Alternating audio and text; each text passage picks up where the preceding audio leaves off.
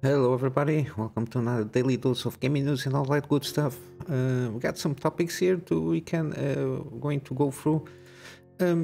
Epic Game Store, it's about to get open up like self-publishing, which before wasn't possible, and it will start rivaling up with Steam. Some tidbits here. Of course, mature content that we see a lot of on Steam. If you didn't block it, you see a lot of mature games and explicit sexual content and everything. But the main thing that will not be able to be published on Epic Game Store. They will not accept this kind of thing, I think, from what I understood. But the main thing is how they set up the self-publishing tools for indie games, which is basically you pay $100, submit the game, create a landing page, put the business info, and submit game for the review. And they will keep their split, which is like 88 for the creator, 12% for Epic Game Store, which at the time usually all other platforms from Google Play Store, App Store, and Steam, it's like 70-30. However, what it seems is usually with these kind of things, Play Store, App Store, and Steam, I think they usually they do this. One of the things why they do this kind of revenue split, it's because they lend their servers services for when people publish there, so they can use their servers, and of course all the other tools. For example, on Steam you have like the community mods and everything is well integrated. I don't know how Epic Games will do this, integrate this, if they are going to land their servers, or mainly because of the revenue split. You have the cost of maintaining like servers and keep it going.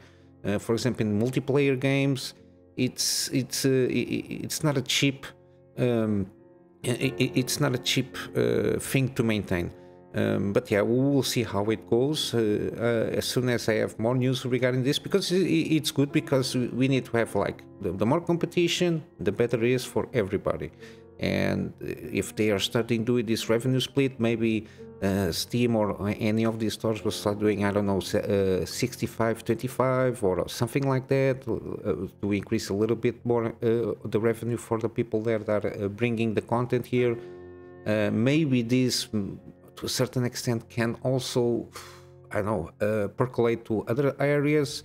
For example, like in YouTube and like at Rumble, or any of these platforms, like revenue splits, even in Twitch, because Twitch now it's like 50-50, which is completely stupid and insane. But yeah, I don't know if this is going to change this year. I don't think it will change a lot of stuff, because it's the beginning, and then trying to fine-tune anything that it's going on. But it's good to see that they are opening up for self-publishing, so indie games can start going through there. And they have a big one, which is like the free games. Like every week or so, they usually give away a free game. I never understood how they managed to do this, like every week giving a free game. I don't know how. I will see if I can find one day how they're going about it, this kind of things with the free game stuff here. But yeah, it's good news. More competition on the self-publishing area, one more platform. I don't know if the other like EA and other stuff, they will not do it, because they have to own the percentage of the IP for sure. But yeah, in other news, we seem to have a lot. I've been seeing this a little bit. Seems like the 30 series, the RTX 30 series Founders Edition GPU are disappearing. I think this happened like before with the 20 series. It was like a bug on the NVIDIA side, then they solved it. But it's very possible that these Founder Editions are disappearing by the fact they are being sold. In USA market, Best Buy usually it's the main retailer that is selling the Founders Edition cards from the 30 series. I don't know if they're, but you need to, I don't think they sell it in the site. You have to go there when they have like restocks of this of the Founders Edition. But yeah, to a certain extent, the quicker the 30 series is sold, even though NVIDIA is controlling their stock in warehouse, they have more than 1 billion in stock warehouses from 30 series to 40 series, supposedly like a few months ago, by the end of when they did the margin, the call earnings or the earnings call, supposedly have like equivalent of 1 year's worth of 30 series still to go through, and the 40 series, that's why they are not very keen on launching the 80 class and the 80 class, sorry, the 70, 60 and 50 class GPUs from the 40 series. I don't know how this is going. I didn't see any more information since I looked at this article, but yeah, it's possible that the Founders Editions are running through out of stock because they are not probably manufacturing more of these, and we saw, at least in the US market, a lot of the 4080 series, 4090 series, they are basically out of stock. I don't know if it is the gambling of NVIDIA of controlling their stock to maintain the prices high, because no 30 series NVIDIA managed to get at MSRP or below MSRP. They always been and still are above MSRP. Even though, for example, the 4070 Ti, it's managed to creep a little bit below. I don't know what's happening there. I don't know what kind of shenanigans they're trying to do, but they are just losing a lot of goodwill in people's mind, because this is it's too much. People are not buying their GPUs, and they think they can. People depend on them, and there is no AMD. AMD managed to get their 79 XT lower, below like $100 below MSRP in a lot of places, and still the market from like the 1080p players, AMD is way better than NVIDIA, and even Intel is bringing the showdown. I think yesterday they managed to get around $250 the A7050 and the A77 like $275, give or take, with the free game and more software for content creation in a value of $500. So they are smashing NVIDIA, and NVIDIA doesn't want to lose market. They need to start lowering their prices. Basically, this is what's happening. And regarding this kind of competition, there was like a interview of some sort, where some of the engineers and EVPs and SMPs from NVIDIA, senior vice president and everything, they managed to say that it's possible to develop an RTX 4090 competitor with the current RDNA3 technology, but of course it will increase the cost of the manufacturing of the card and the power draw and everything, and then for the consumer that price will always be reflected also. They go about here and there in some specificities, but basically, yeah, it makes sense that for the RDNA3, so the 7900 GPUs, they were aiming for the maximum $1,000 GPU, like as the Hello product, and with that you have to have some concessions, basically on terms of performance and how the bill of materials cost and everything. But to a certain point, it's possible to extend with the current technology to make a competitor to the 4090, but supposedly that's not what they were aiming for. But yeah, it's the main take. But you can, I read the article, they put a lot of interesting things there, and as always, I'll put the links in the description. Yesterday we had the Resident Evil 4 remake demo came out. There is, of course, a lot of videos with people doing gameplay of the demo, some comparisons here with the original, then the remake, and some also with the PS4 and PS5. Of course, PS5 has some lightning improvements regarding PS4 because of the processing capabilities. And also we got some ultra settings shown on the demo itself, which is it's completely way above the PS5 or even the Xbox can handle. But yeah, it's interesting to see, and it's on par at least with the remakes that I've been making from the Resident Evil 2, 3, now 4, and of course is on par regarding the Resident Evil 7 and 8. It seems pretty good, even the gameplay and the story-wise. I think everything is on the good track. I think they are doing a great job here and there with this remake stuff, and when they are launching the continuation of the series, I think they are doing a great job overall. In other news, we got more gaming updates. Atomic Heart has like a new patch. It added like field of view settings, disabling mouse acceleration. With this can be like an annoyance who plays PC with mouses, especially shooters with mouse acceleration. If you cannot disable, sometimes it can be a nightmare to play with. But it is also improving on like ultra wide screen fixes, improving audio, and then all the tweaks and fixes and everything, the performance and stability, the usual stuff. But they add these little things here, which is always a good sign. And also on improving games, Callisto Protocol Contingent DLC, which is with the new Contingent mode, we will launch in the 14th of May.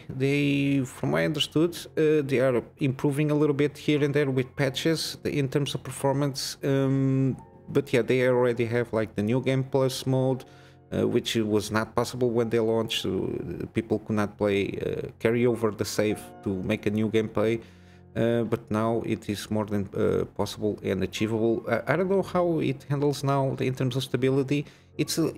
From what I understood, I see some benchmarks. It's still a little bit stress on the PC components, but yeah, I think it's a little bit better.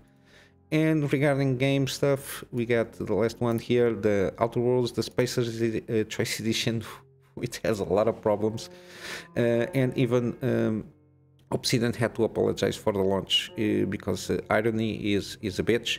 Because basically, from what I know, the Outer Worlds is the story itself. It goes around that it's like a corporation-owned, basically world that you have to buy it because the corporation tells you to do so, even though you're just buying crap. But yeah, it seems that this version of the game was not the Obsidian was not directly involved. It was from another kind of studio, and they didn't basically did a great job in this game. I think they did other games, but yeah, I think they are on trying to get this game improved. But yeah, just wait a little bit more. If you are in a hurry, just buy the old version of the game. I think it's the best advice that I can give you now. But yeah, they are on it. Obsidian apologizes. It's insane that we still in this day and age, we're still not seeing decent game launches. For the most part, games are coming buggy, stuttering mess. Even like AAA games that supposedly have more than time. That's why I don't see like the Starfield launch is going to be very good unless they really decided to prevent this in this launch and these AAA games. Let's see how Resident Evil 4 comes, even though the demo seems pretty stable, very good, no issues, no nothing.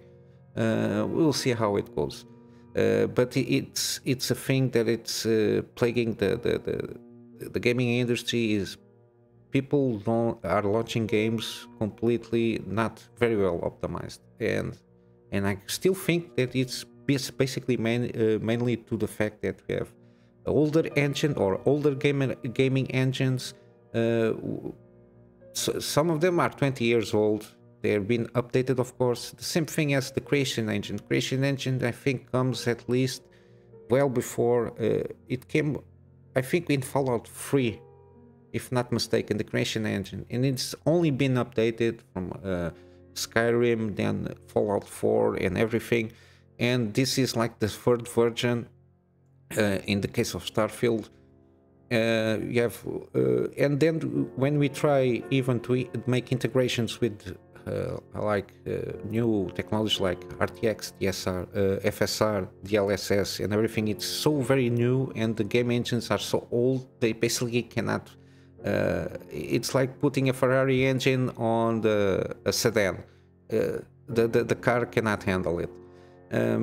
I think it's kind of this why we see a lot of stuttering mess, bad optimization, because it's very difficult to achieve that with the older engines. We have to tweak a lot, and then we have infinite combinations of hardware that people have, and optimize for all that configurations. That's why usually console is very well optimized always, because you only have one hardware configuration, and it's easier to get around that.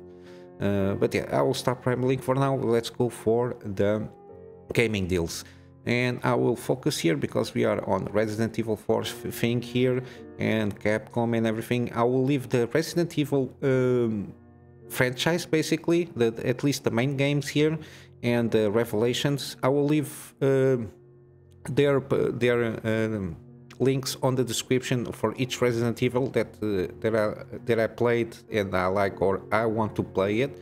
But yeah, they are around 50 to 75% off, which is good.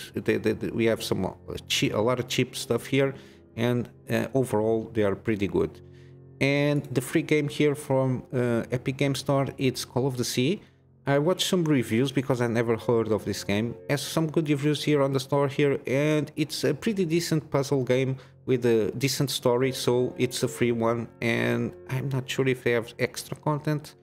Yeah, it has, but it's like the, I think, art book and soundtrack. I think, yeah, art book and soundtrack. Yeah, and then the rest is like the package of all of them. It seems pretty good. The animation kind of Lovecraftian feeling in a lot of places, but it seems pretty good. I will also leave the link in the description. And I'm going to wrap up for today with my GoGetFundMe for me to upgrade my PC to get better and more content for my private clients, and also start doing some video stuff for them, because they are being asking here for a few months now. And of course, in my free spare time, doing the things that I do here with my daily videos, I wanted to start doing more edited video content with some deep dives on some subjects that I like, because sometimes I start rambling and I have like an idea to go through, and I cannot edit video at the moment with my miserable laptop. And of course, start doing resuming the gameplay series that I've been doing, and basically that is it. And with all that said, guys, I hope you have a wonderful day. I'll see you in the next one. Till then, Kunamy Master out.